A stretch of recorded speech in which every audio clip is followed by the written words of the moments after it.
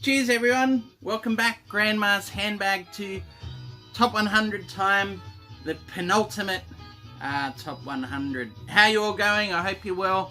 Thank you for checking back in. This is getting pretty drawn out, but we're nearly there. I can't wait to get into this bunch. Anyway, The Helper.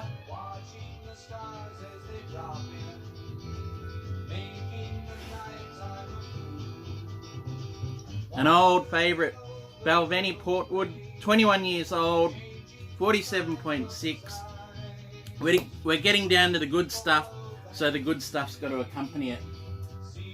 Look, it's all been good stuff, but anyway. 20 to 11. I think we just need to jump straight into this one. And with this one, I've got to say, I realised recently that the best Dylan albums for me are when the music, the equal of the lyrics, and Blood on the Tracks 1975 is the perfect example. Pared down acoustic folk blues, you know, you hear that on songs like Meet Me in the Morning and Buckets of Rain, but besides that, there's these genuinely pretty moments in here. You're a Big Girl Now, If You See Her, Say Hello, and they're things that I wouldn't often say about a Dylan album, to be honest. Dylan said his inspirations at the time were Chekhov and painting, and not his failing marriage. But I think the truth is a triangulation of all of those events or ingredients. And it's hard, though, not to scrutinise these songs for that marriage of Dylan and Sarah, and you know, their love affair falling apart. The more recent More Blood, More Tracks sort of really flesh out that view as well, I reckon. Where you hear Dylan's acoustic guitar painting in those bolder tones on those early takes. Meanwhile, painting, I think, really is kind of the essence to me on this album, because what it does, it gives Dylan the ability to shift not only perspective but almost time itself, and it frees him up to walk through his own memories and open them up to the present to get some insight and some answers, you know. And you hear that all throughout here, but especially Tangled Up in Blue. Absolute masterful example where you see those characters' love echoing through time and space and all those different points of view, as he says on there. Shot through all the beauty here is Dylan's trademark vitriol. You obviously get that on Idiot Wind and other areas, but the palpable regret on here is what marks this as one of Dylan's best mid-period albums, and the absolute beginning of the mature Dylan, that self-reflection. Absolutely love this one. Blood on the Tracks, number 20. Number 19, John Cale, Paris 1919. This album often feels to me like a train journey across Europe, you know, with scenes flashing by and memories intermingling in there. And when you disembark, you're someplace new. There's new languages, new surroundings there, and in this album likewise there's this mystery, this majesty, and this history that's suffused throughout. Paris 1919, the great peace accord after World War I.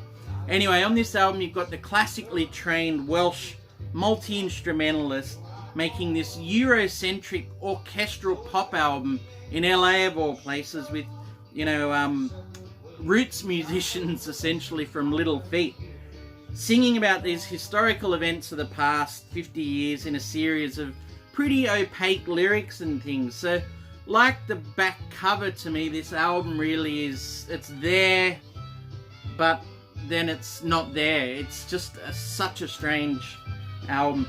Cale's marriage was quite rocky at the time of these songs, and in a way they feel like distractions. You know, the softness of the instruments and the arrangements offer this gentle comfort, while they add this kind of foggy dislocation or absence that builds throughout the album to this palpable sense of loss, of losing something. The dislocation carries through into the songs as well. You've got A Child's Christmas in Wales, the clearest sense of home on this album, before you're whisked off to Andalusia via Paris 1919, the cod reggae of Graham Greene in there, back via Half Past France, and you end up frozen out in the whispered cold wastelands of Antarctica starts here. More than anything, I feel like, though, this album was Cale almost running from himself while trying to find himself. It sounds strange, I know. This kind of hiding in plain sight. Where saying so little, reading through it says so much, you know. The stoic gentility that Cale displays here in searching for himself, I find incredibly comforting. I don't know. His next albums for Island become increasingly unhinged, but they deliver forcefully on what Cale begins right here. Beautifully strange stuff and really moving. Paris 1919. Alright, number 18, The Stooges with Funhouse 1970. I'm surprised at just how high this one is lodged for me. The sound of a singer in a band self-immolating right before your ears. You know, there's times it actually sounds to me like Iggy's catching on fire. Screaming, roaring, moaning, whispering, grunting, sacrificing himself on rock's altar. And he's goaded on here by a band that just bashing and slashing their way on their way down to hell. And when he yells, "I feel alright!" I kind of want to be and join there with him, you know. The album sound is part of that essence to me, though, because it sounds almost like nothing else out there. They use this mix of live sound where they blend the band's mic'd up PA in the studio with the more traditional mic'd amps as well. So it just gives this throbbing, sizzling sound on the album that feels so alive to me. So many good moments on here. You got the tension and danger of Down on the Street. You know, the guitar solo sounds like an escaped murderer on this track. The roller coaster riffage of Loose, that churning guitar on TVI, putting the psychosis in Psychedelia, the brutal drum roll introducing that demonic solo in Dirt. Brilliant. Then there's that inspired free jazz sax of Steve Mackey on side 2. It just perfectly counterpoints and yet hammers home the thuggish swing that the band builds up on side 1. It's Ornette Coleman and Albert Ayler versus metal and punk. And Iggy's vocals match every other instrument throughout this album all the way. LA Blues to me sounds like a derailing a runaway train, you know. It ain't pretty, but it's sure as shit necessary stuff. For a white knuckle ride that just doesn't quit, there aren't many better albums, and you gotta believe when I say this, from when rock was truly, you know, really felt dangerous. I think I've waited all countdown to call something incendiary, and this is it.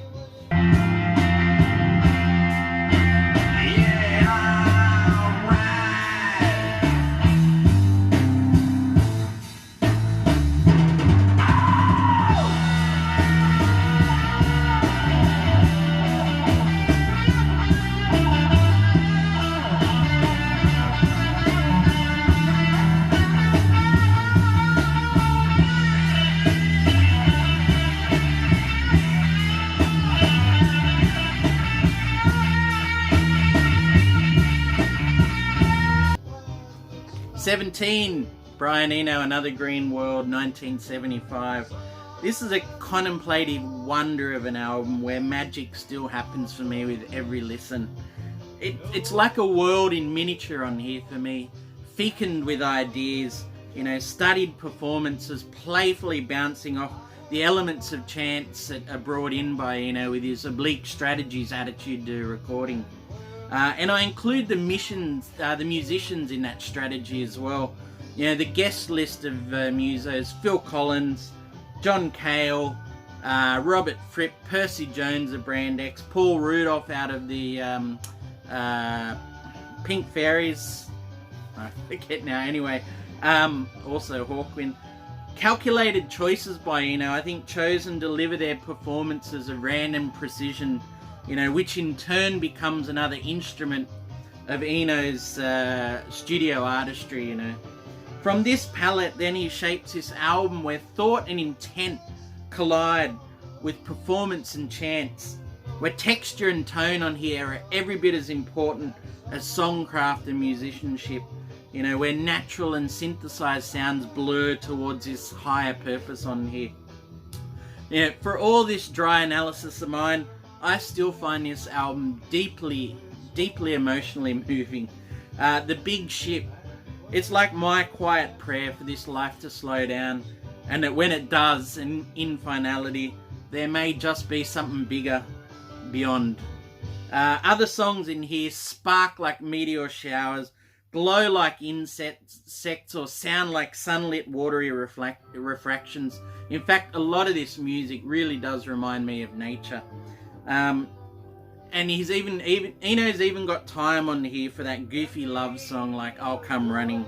You know, to me it's that old mixture of head and heart that I keep trumpeting that courses throughout the grooves on this album, delivering this oasis, this yearning for escape, for this another green world. And I love that Tom Phillips artwork, by the way. It just brings that right home. Brian Eno, number 17. Alright, if you hadn't already guessed, I grew up through the 90s, or lived through them. Time to nail my colours to the mast. Number 16, Smashing Pumpkins with Melancholy and the Infinite Sadness. This is the 4LP reissue box.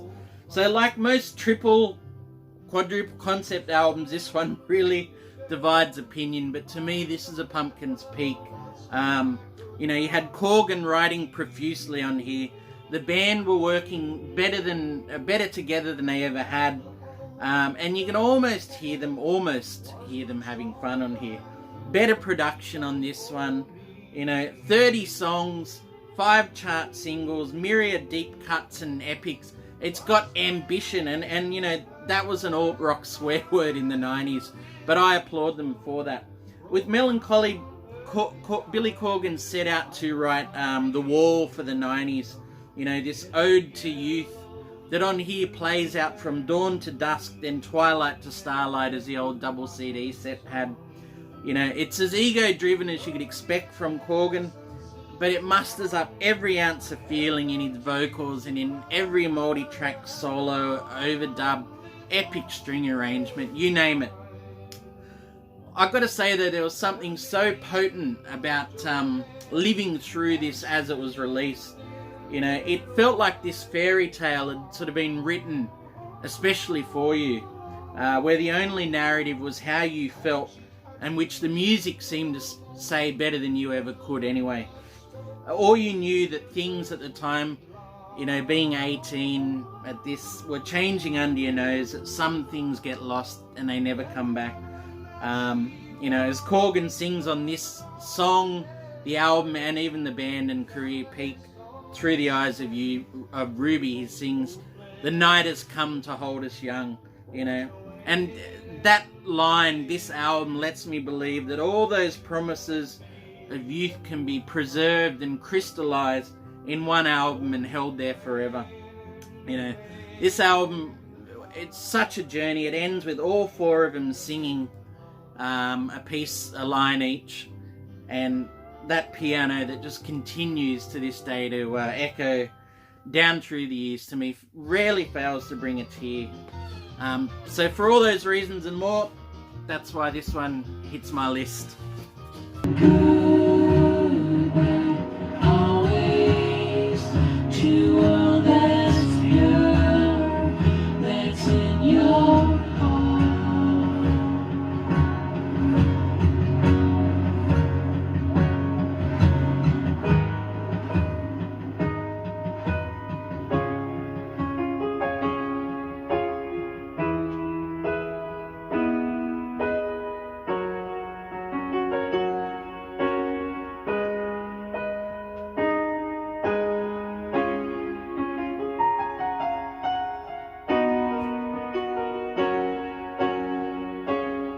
Alright, number 15. OK Computer, Radiohead, 1997. This is an original press. I've kept it in shrink for this whole time, and that shows you how important it was to me. It used to be a top 5 album. It's slipped down a little bit over the years, but I'm okay with that as well. Back in 97, when this came out, I was first year out of school, starting university and unemployed. Limited money, but unlimited time. Kind of gave you the perfect conditions to dive deep and obsess over a record, and this one I played daily for months, you know, on end, to the point where some of these songs started soundtracking my dreams. At the time though, the leap here from the bends was truly astounding. I mean, you can hear they willfully push themselves down the path less travelled here, you know, and that's why to me this album sits above just about every other Brit contemporary of the 90s. You know, you can hear those new influences. Electric Miles Davis, Bitches Brew era, warp electronica textures creeping in, DJ Shadow, cut and paste, you know, right from the very first track, Airbag.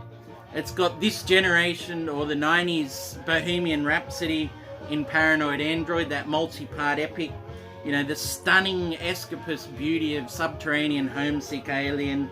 You know, that's just the first three tracks so far. You know, the despair of Let Down, just gorgeous, with the detached calm of Karma Police. You know, the album really doesn't let up for me until that final microwave ding lets us off the hook in The Tourist. You know, I know there's critics for this one as well. Some people call it too moany, too many descending minor key melodies or lines, but listening back, you know, the magic is still there. It's got its sway over me. It's this true zeitgeist album, I still believe. You know, this soundtrack to looming premillennial angst and unease is what it really felt like when it was released. You know, coming from some near future to warn us that there's this inescapable battle for our souls almost that's underway. And you know what? 22 years on from release, in our AI, algorithmic, Internet of Things world, you know, that battle could well be here now. OK Computer still stands to me as this, you know, beaten but unbowed prayer for authenticity amidst artifice, you know, for meaning, almost on the edge of the void. I hope that's not overselling it. OK Computer, number 15. Alright, number 14, one of the great double albums, Jimi Hendrix Experience, Electric Ladyland. Doubly rare, this one, that it speaks as much of promise to me still as it delivers in mastery. You know, it's Jimmy's pinnacle for me. One of those few glimpses where we could see he was in close to complete creative control on this one. You know, and it's all about building a world and a mythology. From And the Gods Made Love and Electric Ladyland, Jimmy welcomes us, you know, into his universe, and then boom, Voodoo Child is delivering us full-blown into the majesty of that universe, you know, and his own mythology. 15 minutes of blues, unhurried, riveting stuff that sketch out the future of the blues to me, while plugging himself into that firm, rich history of the blues. You know, Robert Petway's Catfish Blues is referenced in there, and that's fractured via Muddy Waters and on up the line to Jimmy himself. You know, it's the best moments of his career in that one song to me. You know, and you've got Mitch Mitchell, Jack Cassidy of Jefferson Airplane, and Steve Winwood on organ, just propelling him to greater heights. Amazing stuff on there. I'm one after that, but then you get the pop rock on side 2, you know, the merman sci-fi escapism of an experimentation on side 3, and then just that powerhouse rock finish on side 4. You know, to me it's the whole Jimi Hendrix experience to date, but it also points to that tantalizing future we never quite got, where the emerging jazz and funk influences meld with those deep blues roots on here. You know, it sits for me right at the height of 60s blues, rock and psychedelia. A beautifully made album, and it just almost feels like a synesthetic listening experience at times. You know, you got that stunning stereo mixing on Crosstown Traffic, and I can swear I still hear sea creatures peering out of 1983. Pure pleasure for listening. You know, there's this quote I love, I don't know who said it, but to paraphrase, Jimmy brought us an electrified Delta blues, only his Delta was on Saturn. And this album just shows that in excelsis. It makes me mourn what Jimmy could have achieved had he lived. But what a testament. Number 13 from 1967, Love Forever Changes. I love this one to the point where I've worn out my first copy, picked up a second, grabbed the vinyl box set, and even had the CD in the intervening years. And I've got the Love ticket stub in there as well. So this album is a long time favourite, and to me the peak of the Summer of Love as well. So while the Love's contemporaries sort of reported in with these albums from ground zero of that Summer of Love, you know, those albums often have this kind of fairground psychedelic blur to them. Forever Changes though is different. It's like this postcard from a seer, you know, there's this acid time focus on here and this detachment that lends this really eerie air to the album like few else, you know. While arriving out of time at the end of 67, that kind of helped things. But it also made this a schizophrenic encapsulation of what LA must have felt like at that time. Folk rock on one side, you know, garage rock and acid on the other side, and then mainstream MOR laid all over the top there. There's this constant tension on this album to me between those crystalline acoustic guitars there, treacly strings and smooth vocals that somehow suddenly burst to a scream by Lee or an acid rock solo by Eccles. You know, it's this surface sunshine with a real dark heart in there. The centerpiece of the album for me, undoubtedly, is the Red Telephone, you know, where you hear Arthur Lee profoundly intoning this unnerving hilltop vision that presages almost a fracturing hippie dream to come, you know. While the flip side of that vision, and also the album as well very cleverly, is that maybe the people will be the times, you know, the Latin horns and the carnivale feel of being down in amongst the people rather than looking above on them from above in the Red Telephone. You know, there's a lot of riddles and things in the lyrics, and that's what this album trades through as well. But it's all shot through with Arthur Lee's visions of the times, you know. So much of me that I love on here. Michael Stewart's taut drumming is constantly pushing the beat and keeping things really whip tight. You know, the utter brilliance of Brian McLean's Alone Again All. Johnny Eccles letting lead on rip. Great stuff. You know, and even when the Wrecking Crew were brought in for a couple of songs, I kind of like hearing those bits as well. And then I got to say a word about the closer, You Set the Scene. It's just, I don't know. There's this way it rings in hope in amongst all the lurking darkness. Just a beautiful thing. And I still get things on each listen as well. You know, there's lyrics in there detailing colour and identity that Lee is going through.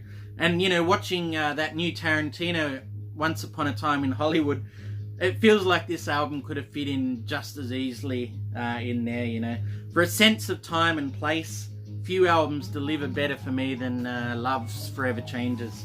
At number 12, 4 quick snare shots and then my mind splits open. My heart melts into a swooning puddle. My ears are both bludgeoned and caressed, you know, and a sounds throb and weave via frequencies that somehow go beyond sensory comprehension. You start to enter another world.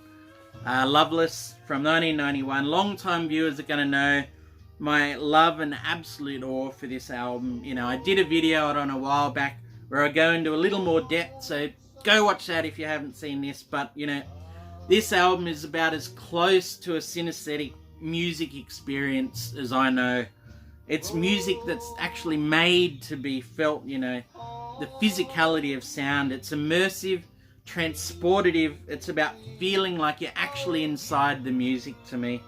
You know, there's so many lines getting blurred on here. Digital versus analog sounds. There's club electronica versus rock music, as in rock trying to make club music. Sounds versus texture.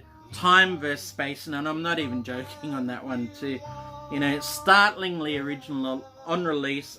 To me, there's still very little else that ever sounds anything like this one. You know, it summited and simultaneously shattered the peak of shoegaze. It's this ever-growing cult that's lost none of its power, and it just grows in influence as well. And its reverberations are being felt today across so many different areas of music. You know, I even hear elements of it in chart music today. If I could ever live blissfully inside sound, this would be the place. Okay, number 11. Neil Young, On the Beach, 1974. The cover pictures you partway between this vacation, you know, the beach scene, the umbrellas, and a nightmare. You see Wraith-like Neil, his back to the carnage, the wreckage there, and his eyes fixed firmly on that horizon. And then the album launches straight into Walk On, and we're right into Take No Prisoners, Neil, but this time Neil is freeing himself, you know, from the spectre of Danny Whitten and the darkness of the ditch behind him. So to me, there's this real calm at heart in here that makes this album not exactly uplifting, but deeply comforting, you know. The music feels almost effortless on here. Sometimes, you know, like with a guitar solo on Vampire Blues, you wonder if there's any effort going on at all. But it takes a lot of skill to sound this loose, you know, and that's just the various Stray Gators, you know, Nashes and Crosbys. The band turn up on here. All those folks in 73, 74, right at the top of their games. And it's Neil at his too, right at his best. In the moment and completely, for me, indivisible from the muse, you know. There's that line on here from Motion Pictures. I'm deep inside myself, but I'll get out somehow. You know, it just sums up On the Beach for me. A man who's unapologetically mired in pain and grief, but knows that it's a natural process to be worked through in time, you know, and you leave richer for having gone through it. But also throughout this is riddled this man taking stock of these high water marks of the 60s, you know, with songs like Revolution Blues and Ambulance Blues, contending with the burnt and broken dreams that washed ashore as that high water wave of the 60s broke, you know. And so On the Beach becomes this collective spiritual reckoning almost for, and a mourning for the fast fading dream of that decade, you know. Absolutely stunning stuff. There's blues aplenty on here, but for me, it's soul music almost. It just hits me so deep emotionally, you know. I actually feel like I should be doing a whole other video on this one album. Love On the Beach. Thank you so much for dropping by. I really do appreciate it. Top 10 to come. I can't believe it. Look, let's hope we can deliver a little bit quicker. To see your comments and things means the world, and I can't thank you enough for all of that. So take care. Leave a comment if you like. I'd love to hear from all you guys, and we'll get that top 10 underway soon. Cheers, guys.